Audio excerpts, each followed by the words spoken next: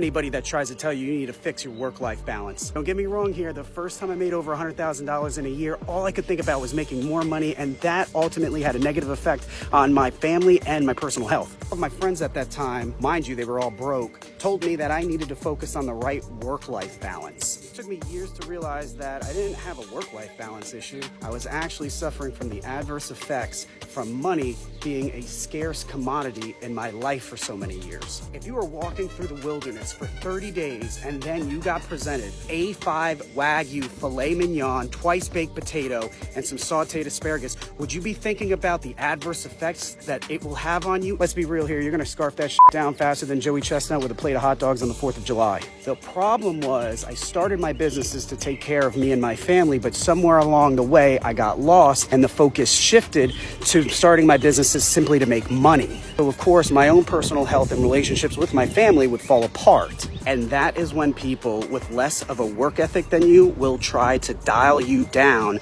by telling you that you need a better work-life balance. There is no such thing as a work-life balance, just like there's no such thing to two people sitting on a seesaw at the same time and that thing staying perfectly even for all of eternity. Our purpose on this planet is not to simply exist, sitting on the couch with your feet up, eating Cheetos. But believe you me, there's no shortage of people in this world who will try to convince you to do that in order for you to live a well-balanced and healthy life. So if you need to work on your work-life balance because someone else in your life is telling you that you need to work on your work-life balance, then step number 1 is to remove them out your life. Step number 2 is to reanalyze why you do the work that you do. After you think you figured out what your why is, if you're still looking for reasons to get out of your work in the name of work-life balance, then you are not working towards anything that's larger than you, and you are simply existing in this world. And what I can promise you is that when you're old and on your deathbed, you're not going to think back on your life and be thankful for all the breaks you took. If this was helpful, hit the follow button.